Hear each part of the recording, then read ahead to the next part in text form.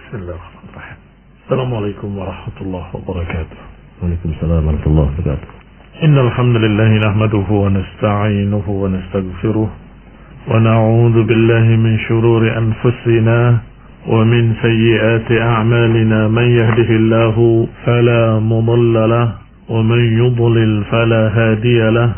وأشهد أن لا إله إلا الله وحده لا شريك له وأشهد أن محمدا عبده ورسوله صلى الله عليه وعلى آله وأصحابه والتابعين وتابع التابعين ومن تبعهم بإحسان إلى يوم الدين. يا أيها الذين آمنوا اتقوا الله حق تقاته ولا تموتن إلا وأنتم مسلمون. يا أيها الناس اتقوا ربكم الذي خلقكم من نفس واحدة وخلق منها زوجها وبث منهما رجالا كثيرا ونساء واتقوا الله الذي تساءلون به والأرحام إن الله كان عليكم رقيبا.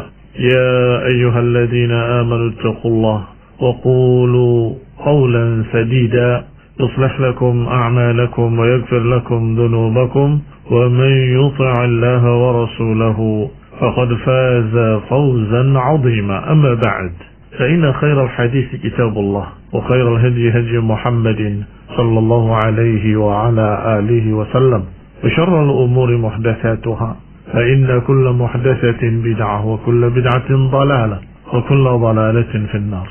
أما بعد, ikhwani fid din, a'azzakumullah, kaum muslimin pendengar radio Indah Siar yang kami hormati. Kita masih pada kisah Ka'ab ibn Malik, satu kisah yang diletakkan oleh Imam Nawawi dalam kitabnya Riyadhus Shalihin dalam bab At-Taubah. Dan sungguh ini adalah mutiara yang sangat berharga, ilmu yang memiliki sekian banyak faedah. Kisah ini adalah kisah taubatnya Ka'ab ibn Malik ketika dia tidak ikut perang Tabuk. Dan kita sudah baca sampai pada kalimat di mana Ka'ab ibn Malik menceritakan Rasulullah SAW sudah sampai di Tabuk dan mulai Rasulullah SAW bertanya-tanya, "Mada fa'ala Ka'ab?" Apa yang dilakukan oleh Ka'ab ibn Malik? Apa yang terjadi padanya? Ada seorang yang tidak disebutkan namanya menyatakan, "Ya Rasulullah, dia tertahan oleh jubahnya dan tertahan oleh kesibukannya melihat dirinya dari kanannya, dari kirinya." Tetapi dibantah oleh sahabat yang lain, Mu'adz bin Jabal radhiyallahu taala anhu, dengan mengatakan, "Tidak, demi Allah, aku tidak mengenali Ka'ab ibn Malik kecuali khaira. Aku tidak mengenalinya kecuali orang baik." Maka Rasulullah SAW pun terdiam. Selanjutnya kata Ka'ab, "Falamma balagani anna Rasulullah SAW qad tawajjaha qafilan min Tabuk, hadarani basi." Kata beliau, ketika aku mendengar sampai berita kepadaku bahwa Rasulullah SAW akan datang dari Tabuk, mulai datanglah padaku rasa takut, rasa gelisah, rasa sedih. Fatafiqtu atadzakkar al-kadhib. Maka aku mulai berpikir tentang kedustaan. Apakah aku perlu berdusta? Wa aqulu bima akhruju min sukhtihi ghadan. Apakah aku mengadakan kedustaan agar aku selamat dari kemarahannya besok? Wa asta'inu ala dhalika bikulli dhi ra'yin min ahli. Dan aku meminta bantuan pendapat dari keluargaku, orang-orang yang memiliki pandangan. Aku tanyakan pada mereka bagaimana pendapat mereka. Falamma qila, maka ketika dikatakan inna Rasulullah sallallahu qad adalla qadiman zaha 'anil batil, ketika sudah terdengar bahwa Rasulullah SAW masuk kota atau sudah datang, maka hilanglah semua pikiran-pikiran dusta dari kepala. Zaha 'anil batil, hilanglah pikiran jelek dari kepalaku. Hatta 'araftu anni lam anju minhu bi syai'in abada, hingga aku sangat yakin bahwa aku tidak mungkin bisa selamat dengan sesuatu apapun. Fa ajma'tu sidqahu, maka aku tekadkan kejujuranku. Wa asbaha Rasulullah SAW qadima, maka pada pagi harinya Rasulullah SAW benar-benar datang.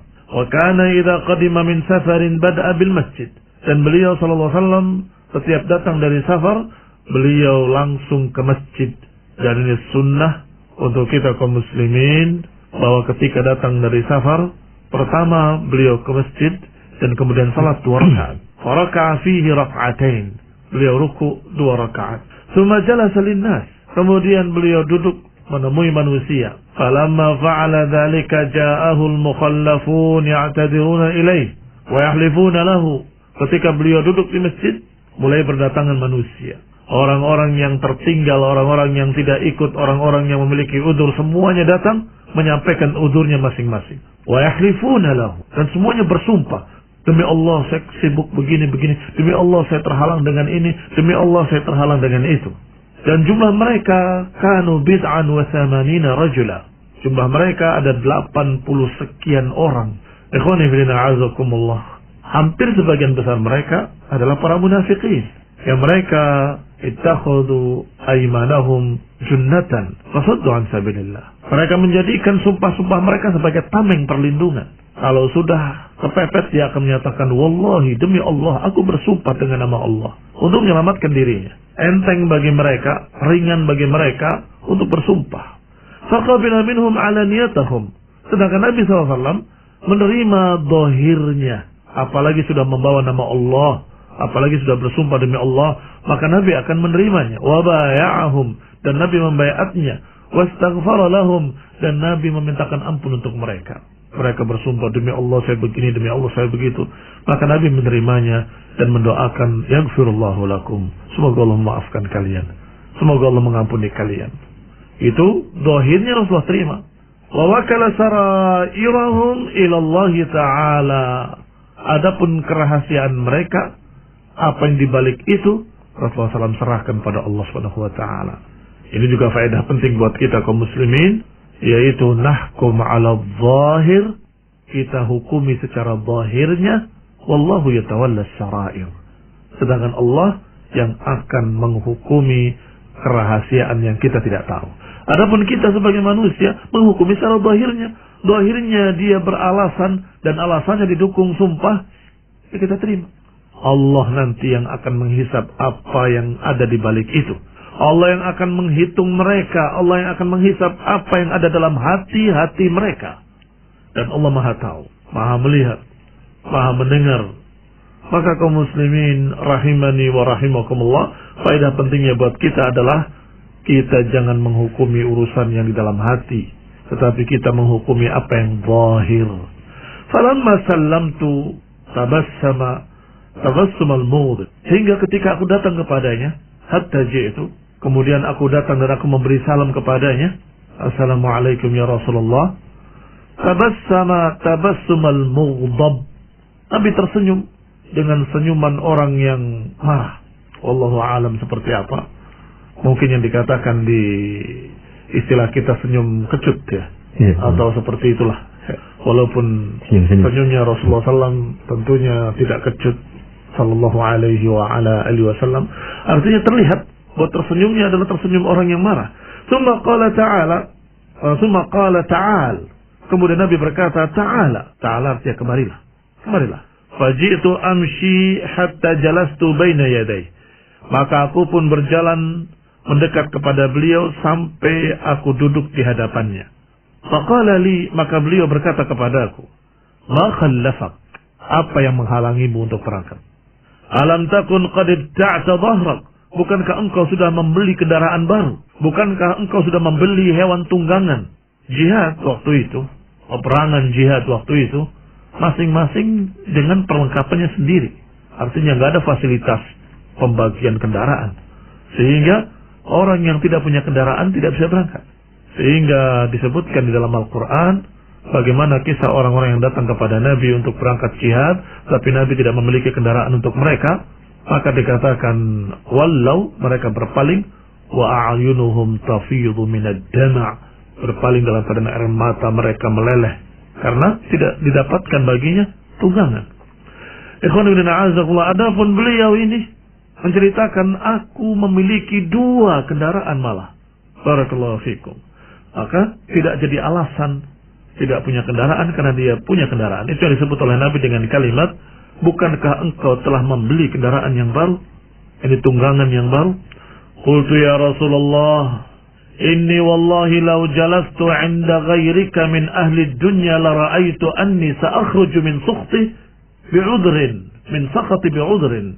Ya Rasulullah, sungguh demi Allah, kalau saja aku duduk bukan di hadapanmu, kalau saja aku duduk di hadapan orang lain dari orang-orang dari ahli dunia, niscaya aku bisa berbicara agar aku bisa keluar dari kemarahannya dengan udzur yang aku akan sampaikan. Artinya, kalau bukan Rasulullah SAW yang dihadapi, beliau bisa memberikan sekian alasan. Laqad u'titu jadala. Aku diberi oleh Allah kemampuan untuk berdebat, kemampuan untuk berbicara. Lakinni wallahi laqad alimtu la in haddathtuka al-yawm haditha kadhibin tarda bihi anni.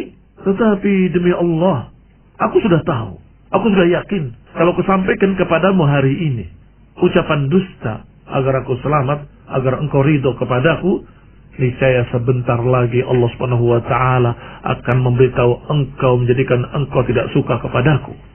Wa in haddatsuka haditsa sidqin fajid alayya fihi inni la arju fihi 'uqballah 'azza wa jal. Dan kalaupun aku jujur, aku sudah tahu pasti akan ada sesuatu atasku. Pasti engkau juga akan marah kepadaku. Tetapi aku berharap apa yang di sisi Allah Azza wa Jalla. Artinya beliau radhiyallahu ta'ala anhu tidak menginginkan menambah dosa dengan dosa. Tidak mau menambah dosanya, tidak berangkat jihad, ditambah dengan dosa dusta. Al-mu'min la yakzib. Seorang mukmin tidak berdusta. Al-mu'min la yakzib. Seorang mukmin tidak akan berdusta sebagaimana disebutkan dalam satu riwayat yang sahih. Maka beliau tidak mau berdusta. Aku berharap apa yang ada di sisi Allah. Wallahu ma kana li min udhrin ya Rasulullah, demi Allah aku tidak memiliki udzur apapun.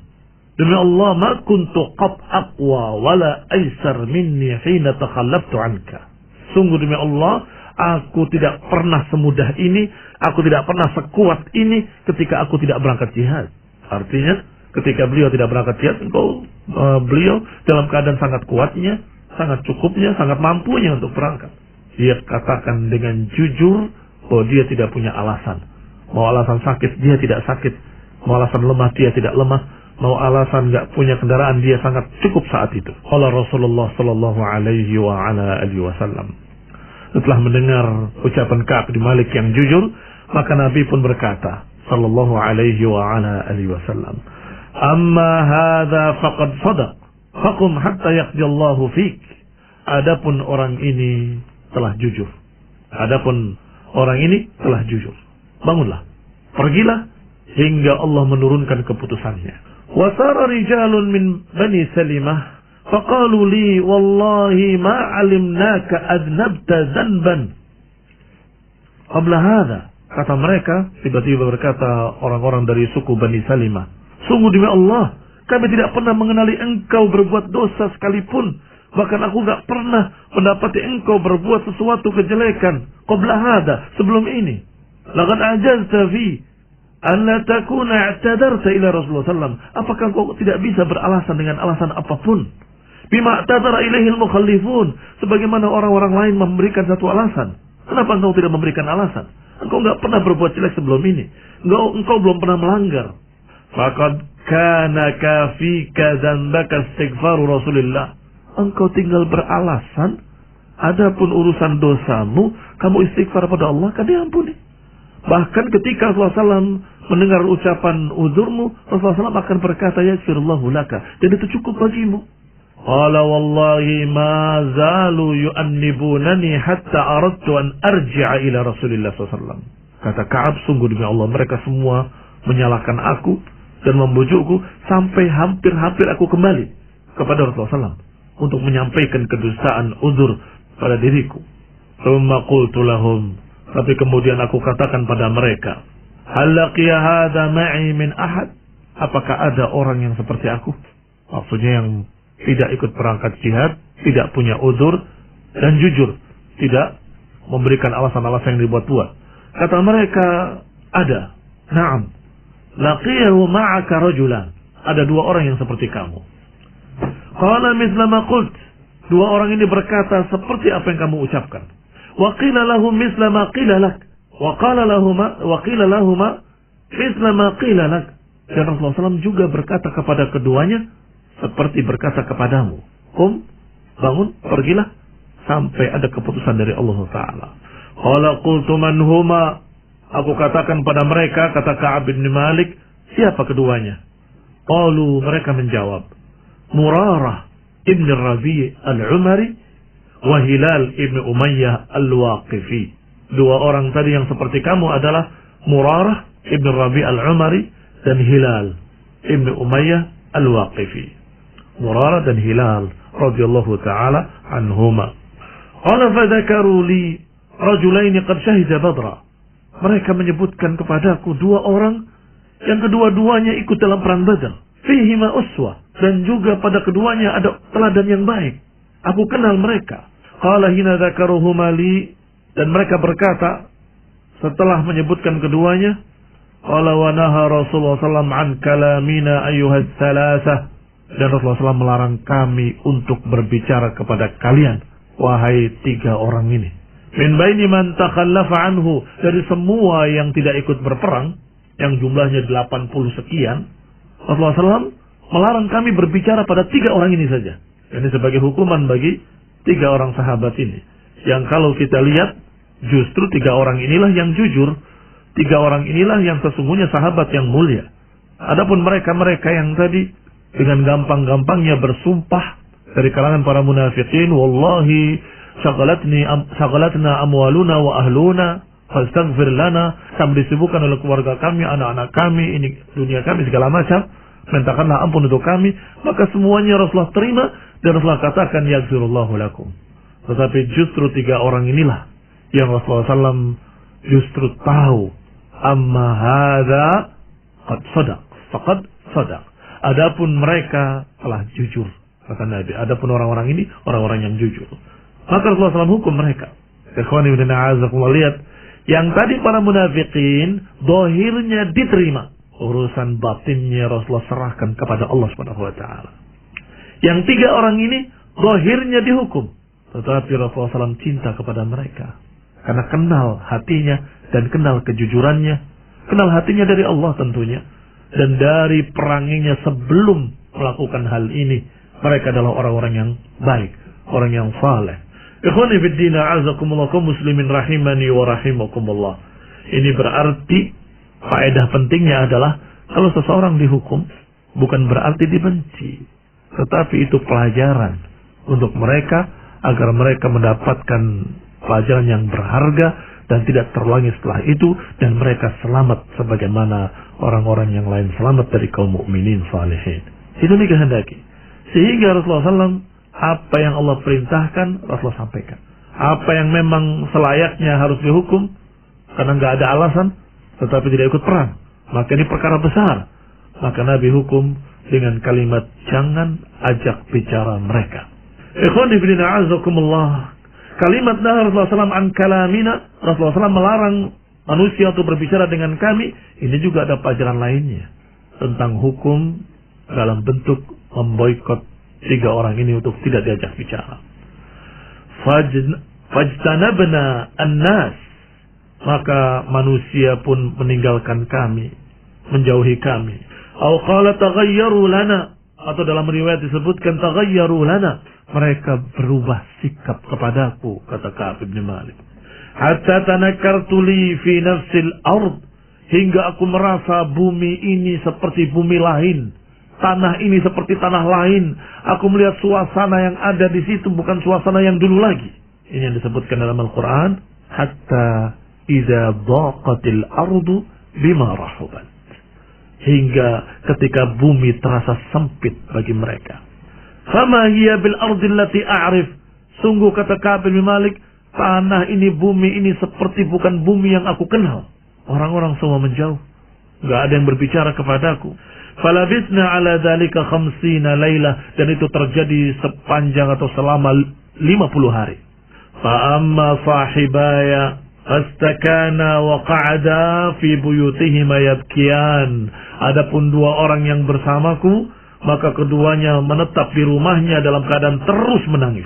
Wa amma ana, adapun aku, kata Ka'ab, fa kuntu asyabbal qaum, aku waktu itu adalah yang paling muda di antara tiga. Wa ajladahum, bahkan yang paling kuat. Fa kuntu akhruju Fa asyhadu as-salah ma'al muslimin wa atuhu fil aswaq. Maka aku tetap keluar rumah, aku tetap ke masjid, aku tetap salat bersama kaum muslimin, dan aku bahkan pergi ke pasar. Wala yukallimuni ahad. Tetapi tidak ada seorang pun yang berbicara kepadaku. Tidak ada seorang pun yang mengajak bicara aku. Wa ati Rasulullah sallallahu wa sallim alaih. Bahkan aku datangi Rasulullah sallallahu dan aku berikan salam kepadanya. Wa huwa fi majlisihi ba'da shalah. Ketika Rasulullah sallallahu sedang duduk setelah salat, aku datangi dan aku katakan assalamualaikum ya Rasulullah. Fa aqulu fi nafsi. Aku bicara pada diriku dalam hati. Hal haraka syafatai, apakah bibirnya bergerak atau tidak? Kalau bibirnya bergerak, aku sudah cukup. Walaupun tidak terdengar suara apapun. Thumma usalli qariban. Hal haraka syafatai biraddis salam amla. Beliau melihat bibir Rasulullah SAW, ternyata benar-benar tidak menjawabnya. Maka semakin sedihlah Ka'ab ibn Malik radhiyallahu ta'ala anhu. Thumma usalli qariban minhu wa usariquhu an-nazar. Dan aku berupaya untuk salat di dekat Rasulullah SAW. Dan aku berupaya untuk mencuri-curi pandang melihat Rasulullah SAW. Fa'idha aqbaltu ala salati nazar ilayya. Kalau aku dalam keadaan salat, Rasulullah SAW memandang kepadaku. Wa idza iltafattu nahwahu. Dan kalau aku menengok atau melirik melihat Rasulullah SAW, beliau berpaling dariku. Hatta idza tala dhalika alayya min jaffatil muslimin masyaitu hatta tasawwartu jidara ha'id. Hingga ketika mulai berpanjang waktu aku dijauhi manusia, aku berusaha untuk menemui saudaraku. Aku berjalan, bahkan aku menaiki tembok kebunnya anak pamanku Abu Qatadah. Wa huwa ibnu ammi wa ahabbun nas ilayya. Beliau ini adalah anak pamanku yang paling aku cintai, paling aku sukai. Fasallamtu alaih. Aku meloncati temboknya, masuki kebunnya, dan aku memberikan salam kepadanya. Fawallahi ma radda alayya salam. Sungguh demi Allah, dia pun tidak memberikan salam kepadaku. Tidak menjawab salamku. Faqultu lahu, ya Aba Qatadah, anshuduka billah. Wahai Aba Qatadah, aku bertanya kepadamu dengan nama Allah. Wahai Aba Qatadah, aku bertanya kepadamu dengan nama Allah.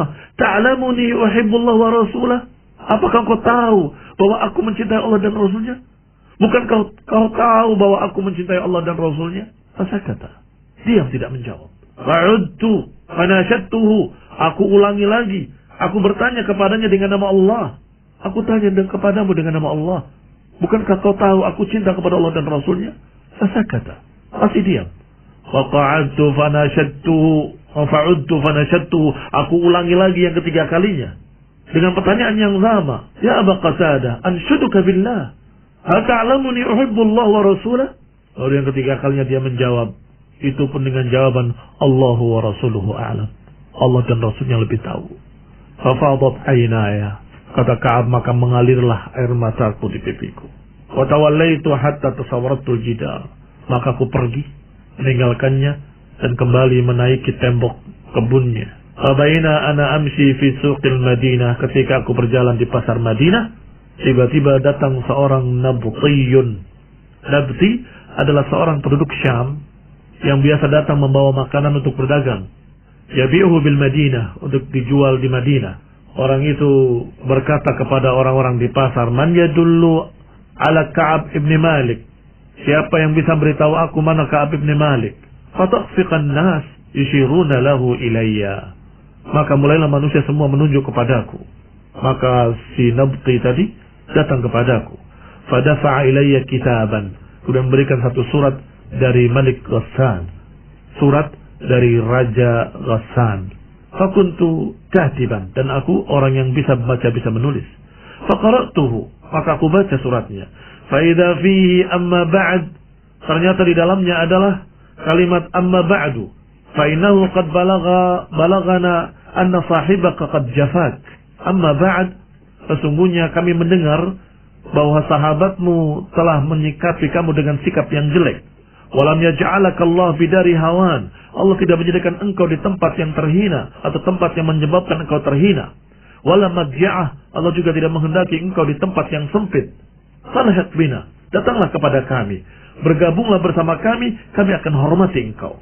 Lihat Raja Ghassan, Raja Romawi, ketika mendengar kalimat ini atau mendengar berita ada seorang yang disikapi dengan sikap seperti itu, mendekat, mengirim surat, memanggil, seakan-akan kesempatan untuk bisa mengajak mereka kembali kepada agama kafir, kepada agama Nasrani. Faqara'tuha, kata Ka'ab, aku baca, kemudian aku katakan dalam hatiku, hadihi aydan minal bala, ini juga fitnah yang berikutnya. Fatayamamtu bihat tanur, maka aku letakkan, aku masukkan ke dalam pembakaran. Fasajartuha, dan aku bakar surat itu. Ikhwani fillah, a'azakumullah, kaum muslimin rahimani wa rahimakumullah. Saya kira kita cukupkan sampai di sini dulu. Kita akan lanjutkan pada pertemuan berikutnya biidznillah taala kisahnya. Dan di sini sudah kita mendapatkan sekian banyak pelajaran. Yang terakhir adalah biasa terjadi kalau seorang sedang dihukum dengan tidak diajak bicara, biasanya serigala-serigala akan berdatangan. Kamu disikapi begini ya, kamu disikapi begini ya, udah kembali aja kepada kami akan muliakan engkau. Biasanya mereka, apakah orang-orang kafir ataupun orang-orang sesat, akan berupaya membujuk orang tadi agar kembali kepada kekafiran atau paling tidak bergabung bersama ahlul bid'ah, ahlul dalal, orang-orang yang sesat. Maka sabarlah.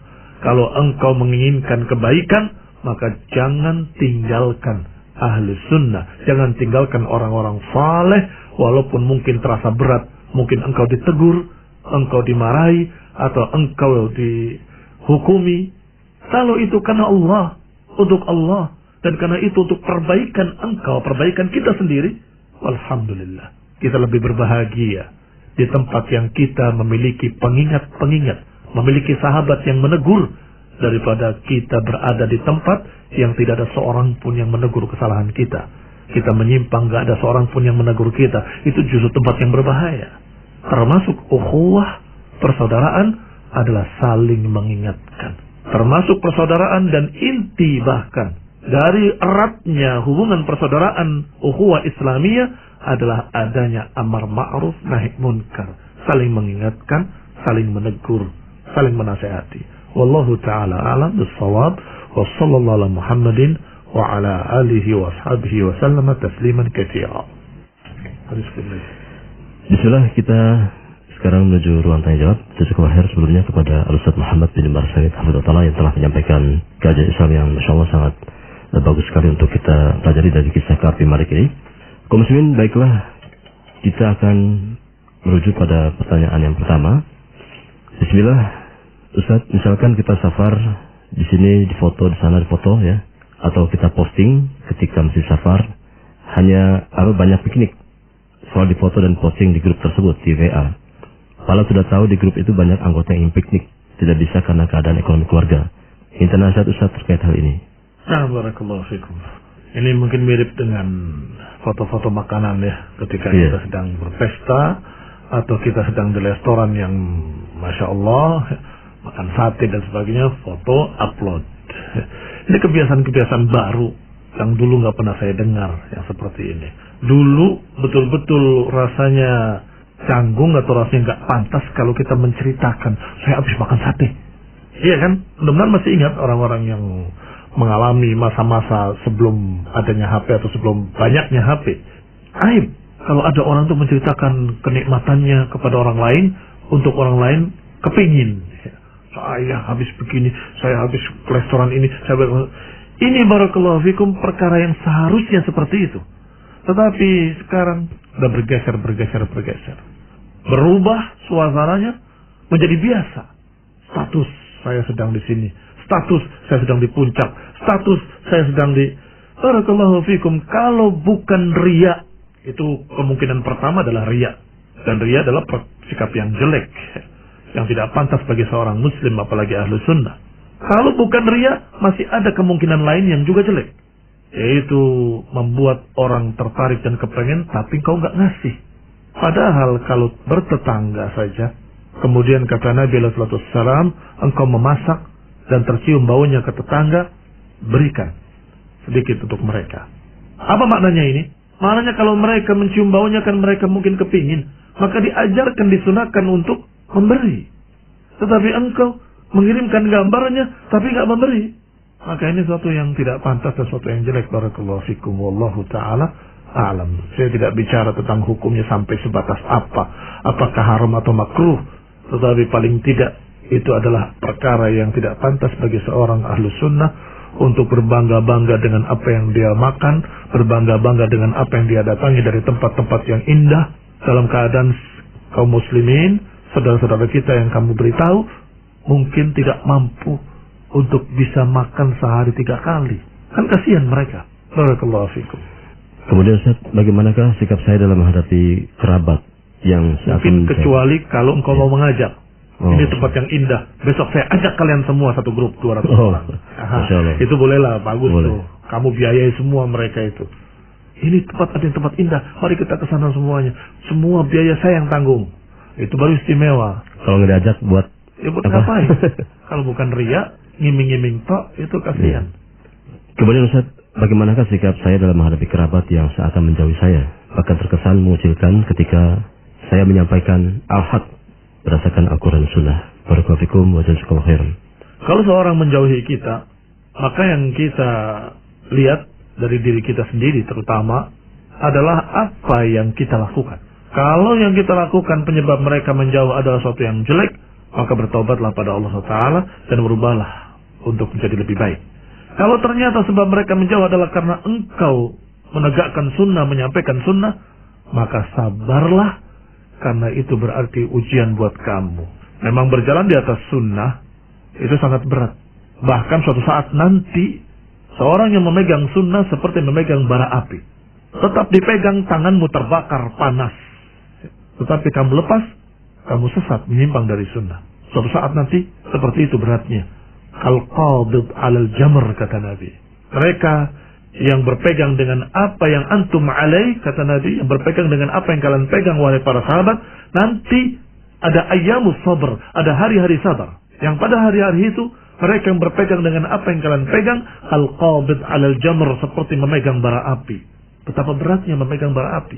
Bagaimana kamu memegang bara api? Berat, susah, panas, terbakar. Tapi jangan dilepas. Dilepas kamu sesat. Walhamdulillah, apa yang kita rasakan sekarang ini belum seberat itu. Walhamdulillah rabbil alamin. Maka sabarlah, belum seberat itu.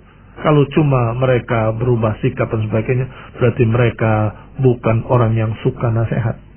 Tetapi catatan, barangkali engkau menasehati mereka dengan bahasa yang salah, bahasa yang terlalu kasar.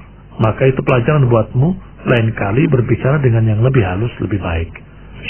Tapi tetap nasihati, jangan berhenti dari menyampaikan sunnah. Barakallahu fikum. Pertanyaan berikutnya Ustaz, Afwan Ustaz mau bertanya terkait jasa titip yang belakangan ini tengah marak di kalangan pedagang online, yang mana sistemnya ada sebagai berikut. Seseorang menawarkan jasa kepada orang lain lewat medsos untuk menitip pembeli sesuatu barang, dan nantinya barang yang nantinya harganya akan ditentukan oleh yang menawarkan jasa titip tersebut. Dan untuk membeli barang-barang titipan tersebut ditalangi oleh uang penyedia jasa titip. Biasanya produk-produk kuliner yang sedang promo, banyak bermunculan penyedia jasa titip ini. Bagaimana hukumnya dengan transaksi seperti ini Ustaz? Jadi biasanya jasa titip ini menawarkan mau beli donat enggak misalkan. Nanti saya talangin dulu, saya beli 30 dijual 40 untuk orang ini gitu. Biasanya nanti bayar, pembelinya bayaran nanti gitu Ustaz. Iya. Kemudian dibahas, dianggap seperti hutang. Hutang kalau bertambah jadi riba begitu ya. Setahu saya, wallahu ta'ala alam, kalau itu dalam keadaan tambahan biayanya dalam rangka jasa titipnya tadi, bukan jasa pinjam, ya tidak mengapa dengan keridhaan kedua belah pihak. Barakallahu fikum. Tetapi kalau jasa yang dimaksud adalah jasa meminjamnya, saya pinjami dulu nanti kamu bayar dengan lebih, nah itu yang tidak boleh. Lalu bagaimana membedakan antara keduanya? Sangat jelas cara membedakannya. Kamu bilang sama dia bahwasanya saya ingin membeli itu, harganya berapa? Sehingga tidak bisa harganya dari kamu, dari dari apa istilahnya orang yang menawarkan justipnya. Iya. Ya. Kalau dia yang menentukan harga itu aneh, karena dia menjual barang yang bukan barangnya, menjual makanan yang bukan miliknya. Tidak boleh. Sehingga kita harus tahu yakin, harus tahu dulu harganya berapa. Oh, saya tahu harganya 10.000. Saya beli 2 atau beli 5, 50.000. Berapa just tipnya? Gitu. Just tipnya 20.000 misalnya. Saya bayar 70. Bukan 20 tambahan tadi sebagai jasa karena dia menjemi saya, bukan. Apalagi hanya berapa menit saja. Bukan itu. Tapi itu adalah jasa engkau membelikan untukku. Maka tidak mengapa. Di antara jual beli adalah jual beli jasa. Tetapi kembali harus jelas harganya. Harus tahu berapa biaya titipnya tadi. Barakallahu fikum. Wallahu ta'ala alam. Semakin kemari semakin rumit masalah jual beli ini. Insyaallah. Pertanyaan berikutnya, Ustaz. Bagaimana cara kita merangkul saudara kita Ahlus Sunnah wal Jamaah yang masih merokok dan bahkan mereka tahu kalau rokok itu tidak ada manfaat untuk mereka, tetapi mereka bilang saya tidak bisa berhenti merokok. Dan apakah ahli ibadah yang masih merokok ini termasuk kaum munafikin? Nauzubillah min dzalik. Barakallahu fikum. Merokok perkara yang haram. Sudah jelas keharamannya dari sekian banyak dalil.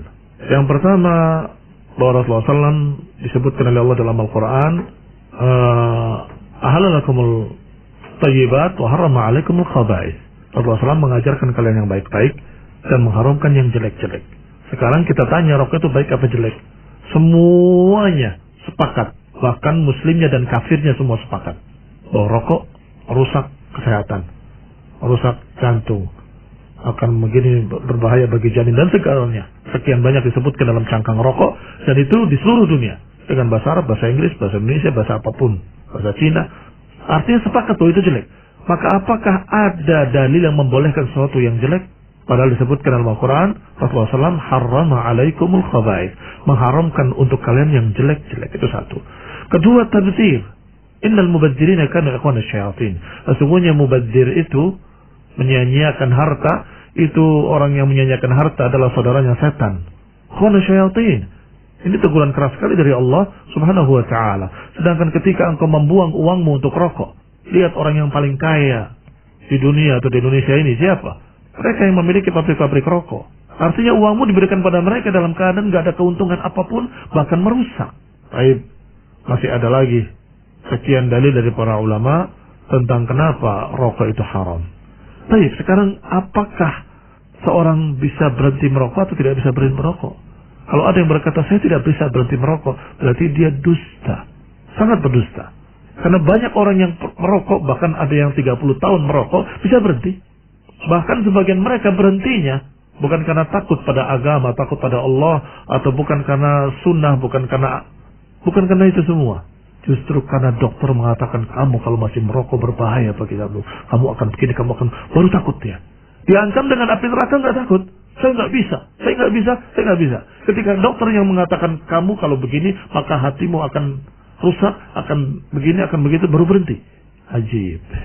Sama neraka nggak takut, sama berita dari dokter takut. Ikhwan fillah a'azakumullah, kaum muslimin rahimani wa rahimakumullah. Walaupun kita tidak berkata bahwa orang ini munafik, tetapi kita tahu seberapa lemahnya orang ini memiliki iman. Mestinya jangan berkata saya tidak bisa berhenti merokok. Seharusnya saya akan upayakan. Mudah-mudahan Allah membantu saya. Begitu loh. Kalau seorang mendapatkan suatu nasihat, suatu dalil-dalil yang melarang sesuatu, maka hendaklah dia berupaya dan berusaha. Bisa nggak bisanya itu nanti. Jangan langsung berkata saya tidak bisa berhenti merokok. Itu kesombongan. Kalau saya nggak bisa berhenti merokok, kamu tahu dari mana? Usaha aja dulu. Barakallahu fikum. Setelah berusaha akan terlihat apakah kamu bisa atau kurang bisa. Kalau memang belum bisa, maka mudah-mudahan Allah berikan pahala atas usahanya dan kemudian Allah maklumi kekurangannya. Kalau sudah berusaha dan tidak berhenti berusaha, kalau memang gagal, ulangi lagi. Nggak berhasil, ulangi lagi. Masih nggak berhasil juga, tanya sama orang-orang yang pernah merokok dan bisa berhenti. Kamu dulu bisa berhenti bagaimana caranya? Mencari nasihat-nasihat, tips-tips dari mereka yang berpengalaman dalam masalah itu. Mudah-mudahan bisa membantu kamu untuk berhenti merokok. Jangan merusak diri. Allah berfirman, "Wala tulqu bi'aidikum ila tahluka." Jangan lemparkan dirimu pada kehancuran. Gak boleh bunuh diri. Hati-hati, rokok membunuhmu, katanya mereka. Mati itu kan urusan takdir. Betul, urusan takdir. Tapi kita berbicara asbab. Asbab dan musabab itu Allah ciptakan. Allah menciptakan sebab-sebab dan musabab-musababnya. Allah ciptakan sebab dan akibat. Maka kalau engkau mengatakan itu takdir, coba kamu loncat dari gedung tingkat 90 atau tingkat 3 saja. Berarti oh nanti mati. Oh mati itu kan takdir, loncat aja. Kamu nggak akan bisa mengatakan mati itu kan takdir, ayo loncat. Ya tentunya kamu akan berpikir dengan otak yang sehat bahwa biasanya orang yang loncat dari gedung setingkat itu, setinggi itu, dia akan mati. Berarti loncat membunuhmu, begitu. Ya, qadarullah wa ma syaa fa'al. Kalau Allah takdirkan hidup, mungkin hidup. Demikian pula perokok ini. Banyak orang yang mati karena rokok, karena sakit kanker, karena paru-parunya kropos, karena akibat rokok. Tapi ada yang selamat? Ya ada saja yang Allah takdirkan selamat.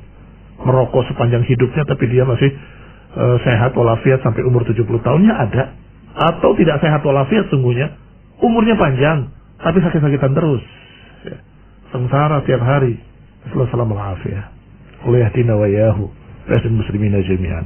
Amin. Pertanyaan terakhir Ustaz. Bismillah. Mau tanya Ustaz, mana yang lebih afdal, kurban pakai sapi ataukah kambing? Jazakumullah khairan. Disebutkan yang paling afdal adalah unta. Oh, orang yang berikutnya, barakallahu fikum, ini ketika haji disebutkan adalah sapi. Tapi kalau sapi sendirian, hati-hati catatannya. Kalau seorang berkurban unta sendirian, berkurban sapi sendirian, berkurban kambing sendirian, maka yang paling afdal adalah berkurban unta, kemudian sapi, kemudian kambing. Kalau sendirian, kalau urunan, maka sama saja. Kambing 1 orang, sapi 7 orang, ya sama nilainya. Tinggal dilihat apa yang disukai oleh masyarakat sekitarnya. Para mustahiqin, barakallahu fikum. Terima kasih atas jawabannya dan juga atas tausiah dan kajiannya. Semoga memberikan manfaat bagi Anda semua kaum muslimin dimanapun Anda berada. Kaum muslimin, dan bagi Anda pertanyaan yang belum terjawabkan, mohon maaf yang sebesar-besarnya. Semoga bisa terjawab pada kesempatan lain. Al-Kalam, kami mohon maaf yang sebesar-besarnya atas segala kurangnya. Wassalamualaikum warahmatullahi wabarakatuh. Subhanakallahumma wa bihamdika, asyhadu an la ilaha illa anta, astaghfiruka wa atubu ilaik. Wassalamualaikum warahmatullahi wabarakatuh. Waalaikumsalam.